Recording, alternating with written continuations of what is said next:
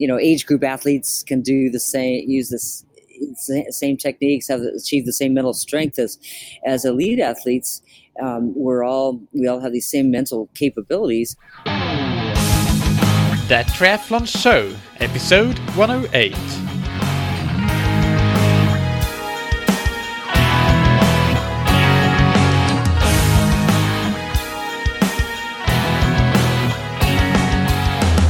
Hey, what's up everybody, and welcome back to another episode of That Triathlon Show, the podcast presented by scientifictriathlon.com. I'm your host, Michael, and on today's episode I interview Dr. JoAnn Dahlkoetter on real practical application of sports psychology for endurance athletes. Dr. JoAnn is a sports psychologist and a licensed clinical psychologist. She's an Olympic performance coach with no less than 5 Olympic gold medalist clients. She's the #1 best-selling author of Your Performing Edge. She was an elite athlete herself, with career highlights including winning the San Francisco Marathon and finishing second in the Hawaii Ironman World Championships. And last but not least, she's been an expert guest on Oprah. So this episode is packed with practical tips and examples on how to use sports psychology to improve your performance in triathlon. So we'll get right into that after a warm thank you to our sponsors that help keep the show going. And first we have Precision Hydration. All That Triathlon Show listeners can get their first box of Precision Hydration for free by using the promo code ThatTriathlonShow, all one word, on precisionhydration.com. It's highly recommended that you take their free online sweat test first to make sure that you choose an electrolyte strength that is tailored for you. And as a personal example, we just recently did an epic 155-kilometer ride with which included some intensity, 3 times 12-minute hill reps. And towards the end of group rides like that, long rides with intensity in it, and also in the day after, in training in the day after, you can really see who is particular about hydration and fueling and who isn't, because it's not just your endurance that allows you to stay strong until the end and to bounce back quickly. A big part of that has got to do with how you hydrate and how you fuel. And I'm happy to say that with Precision Hydration in all of my bottles, I was one of the athletes that got that right, I would dare say. So check them out on precisionhydration.com. This episode is also sponsored by Stack. They have invented a groundbreaking indoor bike trainer that is the world's quietest trainer. It uses only magnets that don't even touch the wheels to create the resistance. Another great thing about the trainer is that it's very, very portable. I recently took it to a pool workout, so a swim bike brick where we do multiple rounds of swimming and biking in the pool on the trainers. So highly portable. It folds neatly. You can learn more on stackzero.com. And as a That Triathlon Show listener, you'll get 20% off any of their trainer versions when you use the discount code TTS20 on stackzero.com. But without any further ado, let's hear what Dr. JoAnn Dahlkoetter has to say. So on this episode of That Triathlon Show, I'm joined by Dr. JoAnn Dahlkoetter. Dr. JoAnn, how are you tonight? I'm great, thank you. Great to be here. It's great to have you. I've just read your bio in the introduction, so the listeners know a bit more about you and all the amazing accomplishments that you've had, both as an athlete and also as a sports psychologist, and the clients that you worked with. And sports psychology, of course, being the topic of today's interview, that's what we'll dive into.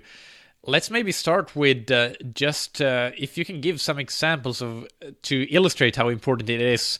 How has working with you and improving sports psychology transformed the performances of some of the athletes that you worked with? And you can talk about both elite and normal age group athletes. Oh, sure. Well, First, I think one of the best examples, if I could tell my own story, working with myself as an Yeah, elite go for athlete, it. I think that's where I started with realizing that how powerful sports psychology and mental training is. When I was doing my first the Hawaii Ironman triathlon, this is back in October of '82. That was the longest distance I'd ever done, and I'd done some mental training, but things don't always turn out as planned. And I got there to Hawaii, the Ironman. The race started. We did the 2.4 mile swim, the bicycle 112 miles. I got off the bike and I was exhausted. I was ready to quit. I just, it was the hottest part of the day in the afternoon, 100 degrees out. I thought, why did I even sign up for this race? And I was just walking, and another woman behind me who had beaten in several other races, I thought, oh God, even she's passing me. She was making fun of me. And I was livid. I thought, I got to do something to get myself going here.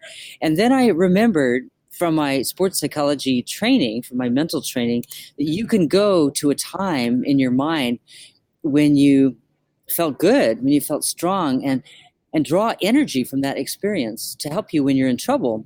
So I thought, okay, what's the time when I felt really good? What's the time? Oh, I know, the time I won the San Francisco Marathon 2 years earlier. So I go there in my mind.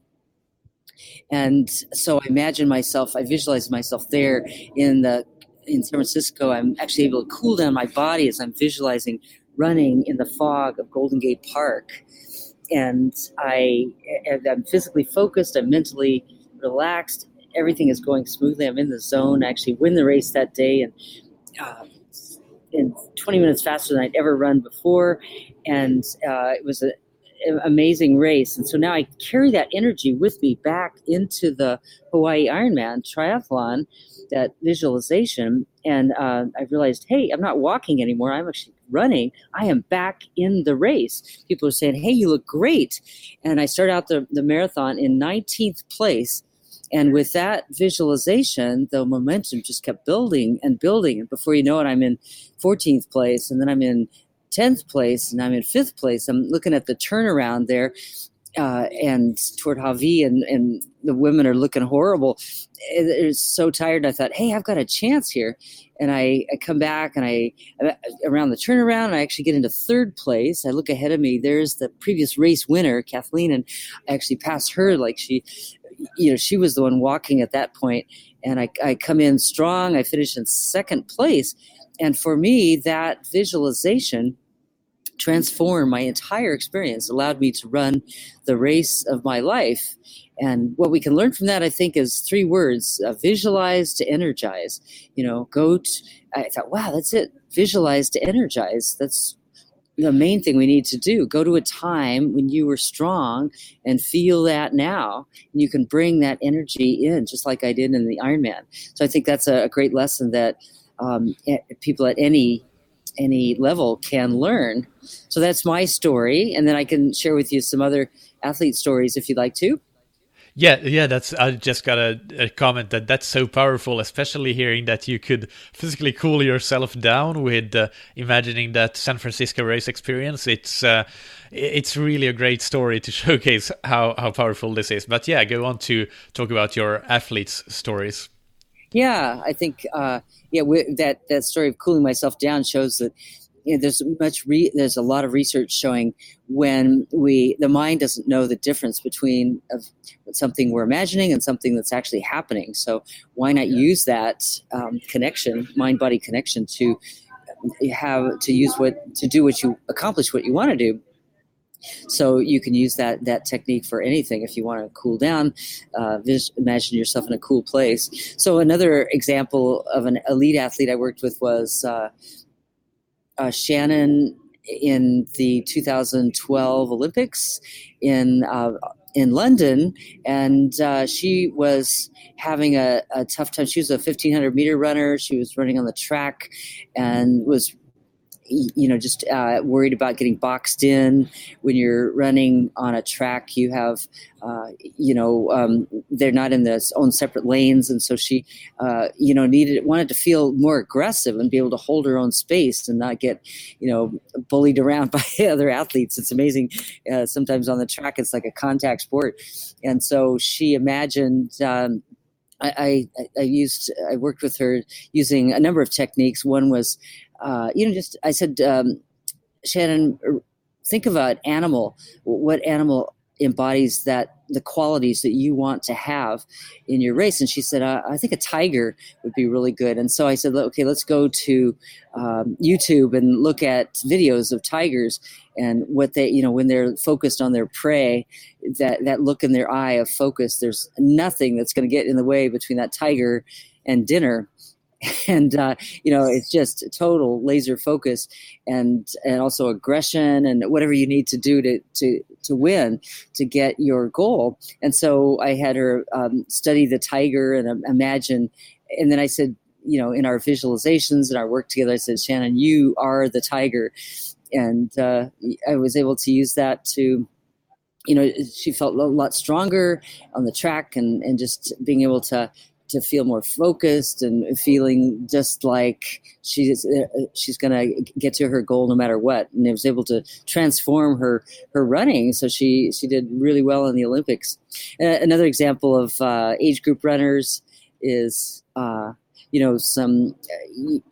triathlete I worked with, a woman who was, a bit fearful about being able to finish an Ironman triathlon. It's a really long, daunting distance. And so we used what I call my magnet technique. And I said, with each runner in front of you, when you're doing the marathon, imagine, rather than working so hard to catch up, imagine there's a runner in front of you that you want to pass or you want to keep up with. Imagine putting a magnet on the back of that runner. So rather than working so hard, imagine that magnet is drawing you toward that person effortlessly. So you feel their energy pulling you along and they're doing the work rather than you. And she used that technique several times and to be able to stay with another runner she wanted to stay with. And then I said, now that when you're getting to a hill, put the magnet on the top of a hill to draw you to the top of a hill. And as you get closer to the finish line, put the magnet on the finish line to, use that energy, feel it drawing you toward it. And it's a very powerful technique. She was able to, finish and do really well in her first Ironman triathlon and just feel, just with this daunting distance, be able to, to help take away a lot of the fear and anxiety too, to feel like she had a technique and could use her mind to get a better performance out of her body. Yeah, So those are really good examples and very practical. I just already starting to think about what animal you could or I could imagine being in a triathlon race, and that magnet is very very good and useful practical example as well that I'm sure could work well for many people listening here. Out of curiosity, do you have any people that you coach that are currently at the Winter Olympics that are going on as we record this interview? Yeah, I'm working with cross-country skiers, and I can't say the names. Give me permission for to use names that others want. It's cross-country skier. A lot of the same kinds of that we do as triathletes, and being able to deal. First of all, it's really cold. So be able to warm up the body, just kind of the opposite is what I did in the Ironman. Imagine yourself in a warm place and be able to warm yourself up as you're doing the cross country race, and using that magnet technique again to be able to. One athlete I worked with, he was, doing a lot of negative thinking and thinking I can't do, there's too much pressure here. There's just, the stakes are so high in the Olympics. It's like the whole world is looking at you, and all this 4 or 8 years of training comes down to this single moment. So working with them, I worked with this guy to be able to, just to look at the other competitors just like you are. There's a really powerful statement you could just say, just like me, just like me. So if you see another competitor thinking, oh, they're so much better than me, they're so much faster, just say, just like me. That other athlete puts on their pants one leg at a time, just like me. That athlete has fears and anxieties, just like me. That other athlete has ups and downs, just like me. That other athlete has goals and aspirations, just like me. And it makes the other competitors seem just, and if you're an age group runner, you can apply the same technique so that if you think someone, oh, I can't believe so and so is here at the race, we say to ourselves, there goes first place. But if you see the other person as just like me, that they're human, they have good days and they have bad days, then you can see that everyone has an equal chance. That we're just human, and they're not a formidable force. That you can excel just like they can. So I've been working, had a lot of success with those kinds of techniques with athletes, regardless of the level. Yeah, yeah. At the pointy end of the sports, at the elite end, what's your take on the statement that we sometimes see thrown around that it really is the physical differences between athletes are minimal, and to be gold medal winner or fourth place or even second place, it's mostly on the mental side that the battle is won or lost. What's your take on that? Do you agree or not? I agree that it's mostly on the mental side. Yeah, the performance is 90% mental, and it's our experiences. 10% of it is what happens to us, and then 90% of it is how we perceive it, how we deal with it in our minds. And so that's the good news, that we have so many techniques where we can turn things around and be able to, see the cup is half full instead of half empty. And there's so many ways that you can. Uh, uh, I use a technique where I have athletes take a piece of paper and draw a line down the center and put your negative thoughts, your self-doubts on the left-hand side, which we all have, like I'm so slow, or I'm never going to get faster. Why does this always happen to me? Those kinds of things. And with each negative thought, then you go to the right-hand side of the page and put what I call positive reframing, or I call them power words. Create a power word statement. So instead of saying, I'm never going to get better, you might transform. I ask them, what's the opposite of that? Or if you were coaching someone else, it's always easier to see and coach someone else. What would you say to that person to turn that statement around? And instead of saying, I'm never going to get better, you could say, I'm making progress every day, or each day is another chance to move forward. So, being able to change those statements. We can always change. We can't change our circumstances all the time, but we can change our thoughts and our emotions. We can change how we see things, and it's very empowering to everyone. Yeah, that's very useful, and I'm a total amateur, of course, on in this field of psychology. But I think I seem to remember reading about how emotions are more like they are what they are, and we can change them. But feelings is what the emotions generate, basically. So you can have an emotion that's sort of, I don't know if anxiety is an emotion maybe for racing, but then you can turn the feeling that you get from that emotion into excitement instead of actually feeling anxious, and the feeling is really what you experience in your mind, and that's how you can get that positive self-talk and positive experience in general going. Is that something that seems reasonable? Sure, yeah, and I think it's really important. Say before the beginning of a race, before a triathlon starts, it's important to have a ritual or a routine of some sort to get yourself into the zone, into the right frame of mind, and so age group athletes can do the same. Use this same techniques, have achieved the same mental strength as elite athletes. We all have these same mental capabilities. So, for instance, before a race, you could use, if you're too, not getting excited enough, you could jump around. You see swimmers doing that a lot before the start of a triathlon. You could run, get yourself excited, or if you're too anxious, which is most of us, get too panicky, then you can do the opposite. You can use breathing exercises, deep abdominal breathing to relax. And as you breathe in one quality that you do want, like say to yourself, I'm breathing in strength.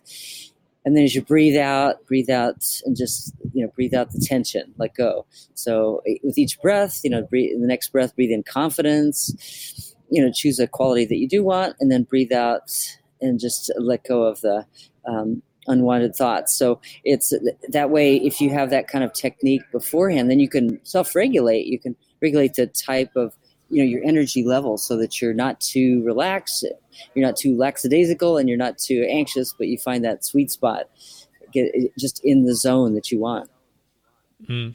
So you mentioned there that the age groupers can achieve the same mental strength as elite athletes, which I think is very, very positive for us to hear, because it might not seem possible at times, but I believe you. So what do you think is perhaps the one or two most important things that age groupers can do to improve their mental strength in triathlon? I'd say that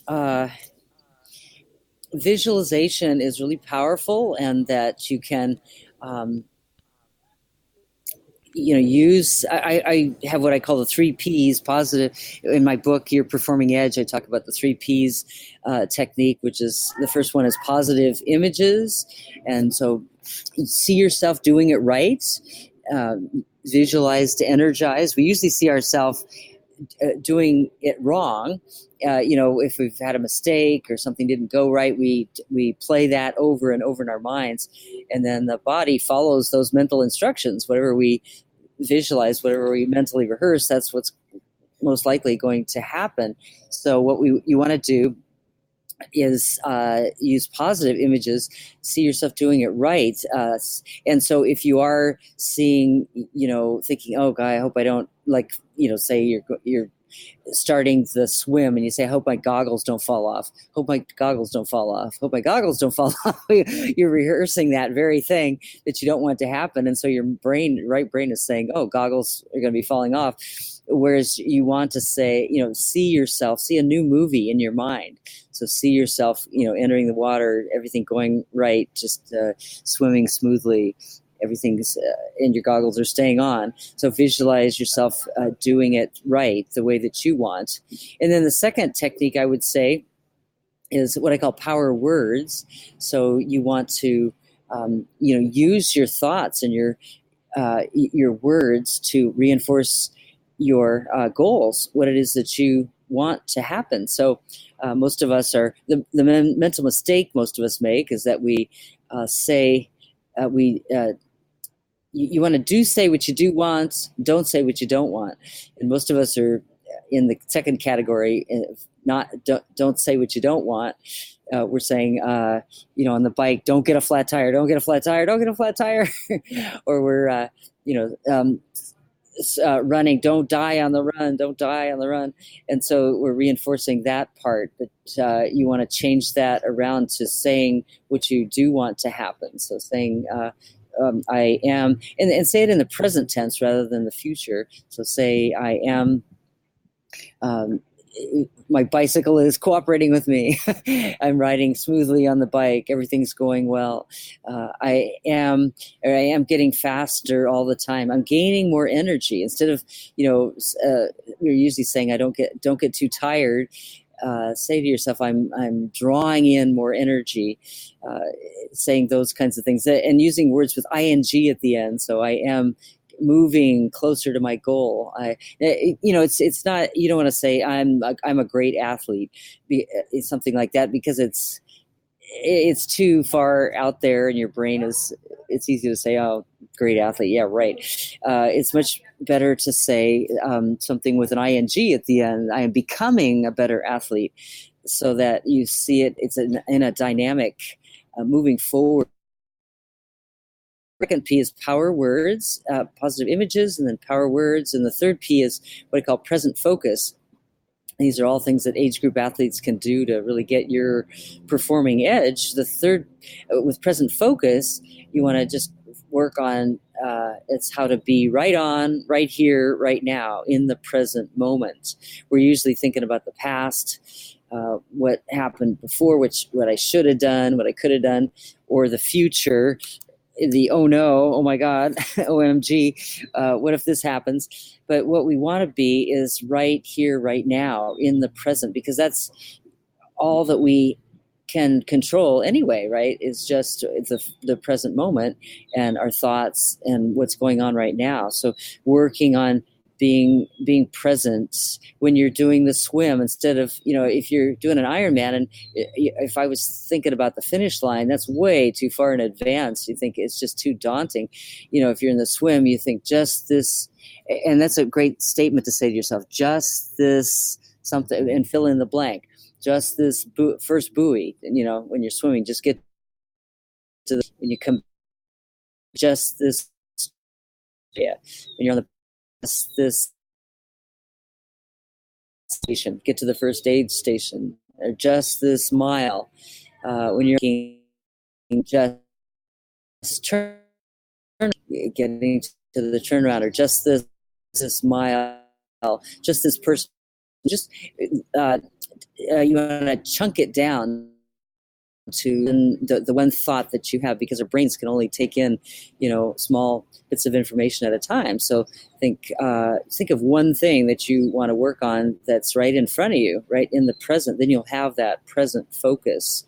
So those are the three P's, three techniques I would emphasize for age group athletes: positive images, power words, and present focus. And a way to remember that is see it, say it, do it. So see it first in your mind. See it, say it, do it. Yeah. Yeah, that's a good one. Right. Yeah, really good. Do you have what power words did you use? Power words yourself, or was that before you had developed the concept of power words? Or and if so, when you were competing, I mean, at as an athlete yourself, and what were kind of some power words or mantras that worked for you? I think in the marathon, especially, doing the Ironman, I was so tired. And this is back in October '82, before we had power bars, before all the fancy sports drinks, and before aero bars, before toe clips on our bicycles. So, but I would say, like on the run, just this person in front of me. If there was anybody there, a person in front, just this person, so that I would just focus on the one person in front to try to stay with them or pass them. Or I'd say just this mile. And I would say to myself, I'm getting closer to the finish line. I'm getting closer. As I get, 12 mile, halfway through the marathon, I'd say, okay, instead of 13 miles to go, I'd say 12.9 miles to go. 12.9 psychologically sounds a lot closer somehow than 13. And, as I get closer, I'd say 5.9 miles to go, 4.9 miles to go. And just to chunk it down to closer to the finish line there. And I'd say I'm gaining more, even though obviously you're getting tired, you feel terrible. I would say to myself, I'm gaining more energy. And I would imagine like a funnel on the top of my head, and, more energy coming in and through this funnel. So those are powerful things you can do. It just kind of, you're playing with yourself, you're chunking it, you're just, thinking of just a small little bit that you have to do. Just think of all we have to do is just this mile. It's like you're bargaining with yourself, and it makes it a mental game that you can win. Brilliant. And about the visualization, how and when should people practice that?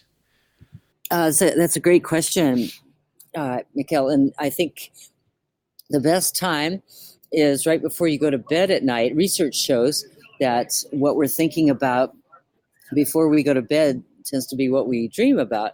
So, for instance, when I'm working with athletes, and my website, drjoann.com, I talk about how you can, make them a custom visualization, but you can also do this yourself, where you imagine yourself, let's say, at your best performance in the past, and bring in all five senses to the experience, so you see and hear and feel what it's like to have that great performance. Relive that in your mind, and you can actually record.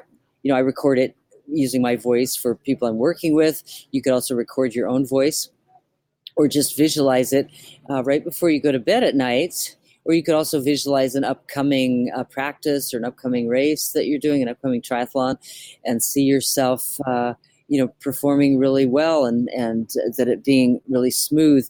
And if you do that right before you go to sleep at night, then your subconscious mind will be working on that the next 8 hours. So when you get up in the morning, you'll be ready to go. I did this myself before the Ironman when I was wanted to improve my swim, and I watched videos of the UC Berkeley women's swim team that I had with me, and I watched it was underwater videos. You could see what their arms were doing under the water, and I watched that 5 minutes before I go to sleep at night.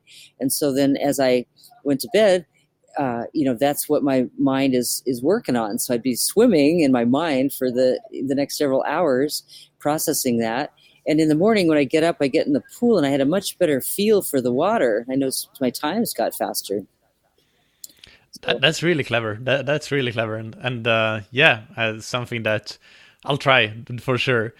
So, a final question before we go into the rapid fire questions. I know it's difficult to kind of get any quantitative evidence of how well these techniques work, but do you know any studies or research that have tried to quantify or have quantified how much of a performance benefit you can get by using, for example, visualization or any other mental training or sports psychology skills training? Yeah, I think that there's a lot of studies showing that, for instance, when you're doing mental imagery, that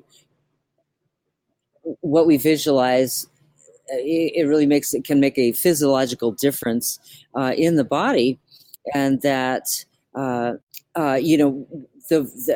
more, if you not just one, studies show that if you're just doing one one session of, say, visualization, that it's not that effective. But if you're doing, say, 8 or 12 session, over 8 or 12 periods of time, 8 or 12 days of visualizing every day, that athletes are going to get a significant improvement in performance. So we need to build this into our regular training, just like we do physical training. You do your swimming, your biking, your running training.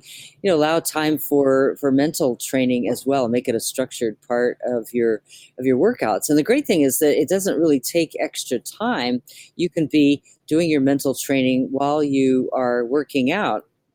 So studies show that athletes who visualize while they're doing their swim, tend to improve their swimming performances. Same thing with bicycling and running. So when you're visualizing swimming, let's say, and someone's in front of you, you can use that magnet technique and play that mental game with, see the person getting closer to you, put the magnet on their back. Or when you're bicycling, imagine, even if there is no one in front of you, you can imagine that someone is there and that you're getting closer to them. So there's and also a really powerful studies with cancer show that athletes people that have can visualize the good cells eating up the cancer cells in the body. They show that there's an improvement, a vast improvement in their reducing the number of cancerous cells in the body just through this visualization technique. So if that's true with cancer patients, it's almost like you can clean yourself out of the bad thoughts in your mind if you use these mental training techniques as well. Perfect. All right, Dr. JoAnn, let's take just 15 seconds or less to answer each of the following rapid-fire questions. The first one being, what's your favorite book, blog, or resource related to endurance sports or, of course, sports psychology? I'd say there's a book. Well, of course, my book "Your Performing Edge" is very helpful, and which has a lot of triathlon examples and is very mental oriented toward mental training. And then also there's a book "Triathlon Science," which is published by Human Kinetics, and it has a variety of. It's very research oriented and gives lots of techniques for triathletes in both the physical area, and I was invited to write the chapter on mental training for that book. So it's called Triathlon Science. That's good. Yeah, it's a good one, and that's how I found you and asked you to come on the interview, because I really found that section on mental training great, a great read. What's a personal habit that's helped you achieve success? I think one thing that's helpful is, at nighttime we tend to have all kinds of worries and anxieties, or there's all this clutter going on in the brain. So I'll tend to have do a dump. I call it a kind of brain dump, half an hour before bedtime, and write down everything that's going around in my mind. So it's kind of like dumping out all the stuff, the to-do list for the next day, or the worries. Oh, I should have called this person, or whatever it is. Writing those things down so that you do the brain dump, get that stuff almost like clearing out the trash in your brain. And then, so then you're clear. And then I make sure that I don't have any screen time a half hour before bed, because screens tend to really interrupt your sleep. So it's really important to get away from the computer and the phone before bedtime. And then you could use that. And then you think, well, half an hour, what am I going to do with that half an hour? Well, you're brushing your teeth, and during that time you could be doing your visualizing, and so imagining the next day what your workout's going to be like. So I'll be doing that, visualizing what I want to happen the next day, and also just feeling grateful. That's a great personal habit that I have, that I recommend for everyone, is think of what are 3 things I'm grateful for, three things that went well that day, or three overall things just grateful for. Like with triathlon, we can all be grateful that we can swim, bike, and run. Grateful that when I was 5 years old, my parents took me to swim class and, gave me those valuable swim lessons, and, just all of those things that, instead of thinking, oh, I've got to do this hard workout the next day, think, wow, I'm so grateful what a gift, that I can be active and do swimming, biking, and running. And if all of us as triathletes, if we get sore from running, then it's okay, because you can always just shift, jump in the pool, shift to swimming or biking. So we have flexibility there. And finally, what do you wish you had known or wish you had done differently at some point in your career? I think, that's a good question. I think I wish I'd started swimming earlier, or earlier than 5. Yeah, competitive swimming earlier, because that is a sport where it's good to know the technique, and if you have that technique of the correct technique for swimming when you're young, then that can really help you later on. And I wish that, with women, I wish that, women had more opportunities. We didn't have as many opportunities when I was growing up for coaching, but now it's good. Women are getting a lot more recognition, so for personal and athletic achievements. So that's really exciting. That's when women started to get on the cover of magazines for say Runner's World magazine and Triathlon magazine. That's what really inspired me to. I said, I got to do this triathlon thing. This is awesome. Yeah, that's great. So thank you so much, Dr. JoAnn, for your time this evening, or this today over in California. So you can be found on it's drjoann.com. That's your website, correct? That's right. drjoann.com. Yeah.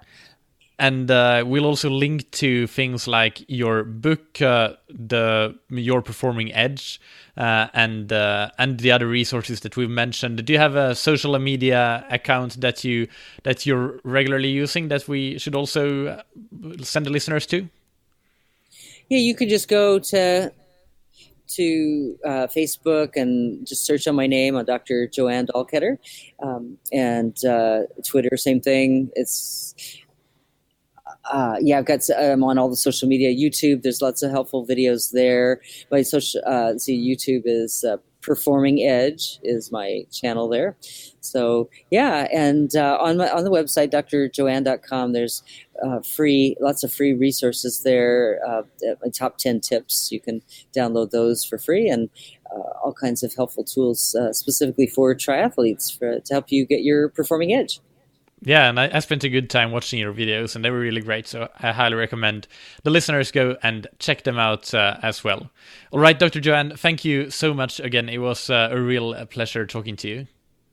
Thank you, Mikkel. Appreciate being here.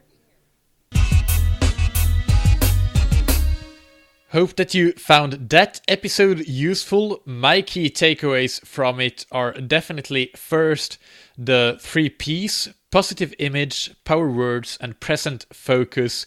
I really think that those are a simple way to kind of illustrate what you should be focusing on and how you can improve the way that you use your mental strength or your psychology to your advantage in races through imagery or visualization, through power words or mantras, and through being focused on the present in the actual moment.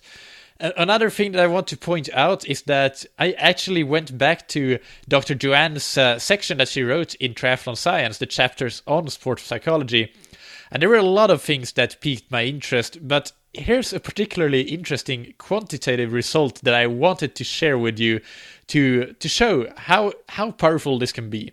So there was a study done that one of the groups, they just visualized going to the gym and doing strength exercises, and that caused a 13.5 increase in muscle strength. So let's say you do a 100 kilogram squat, and then you just that's your 1 rep maximum, and then a few weeks later, after you visualized it, you do a 113 kilogram. That's 13 more kilograms. It's crazy how 13.5% is a whole lot.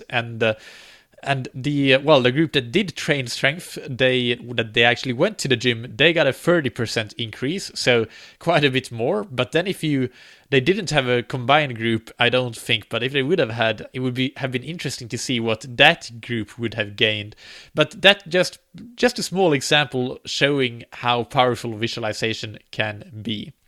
Also, we talked with Dr. JoAnn after the interview, and I wanted to mention that something that we didn't talk about in the interview is that if you're really into sports psychology, she also has a certification program on sportspsychologycertification.com. And if you're interested more in getting coached, and which is individual mental coaching, sports psychology coaching, it can be done online and remotely. You can find information about that on Dr. JoAnn's website, which is drjoann.com. And the show notes for this episode, as usual, are on thattriathlonshow.com. And if you don't mind, please help me spread the word about the show, and so to help me reach a wider audience by sharing it with your friends, your triathlon teammates, your clubs at the local pool, and also, if you can, rate and review it in the Apple Podcast app or iTunes or wherever you get your podcast, really. Anything helps. Thank you, finally, for our sponsors that help keep the show going. Stack Performance is the company behind the most successful bike trainer ever launched on Kickstarter. It's the Stack Zero. If you're looking for a new trainer, I highly, highly recommend getting a Stack. That's what I ended up getting after a lot of obsessive-compulsive research.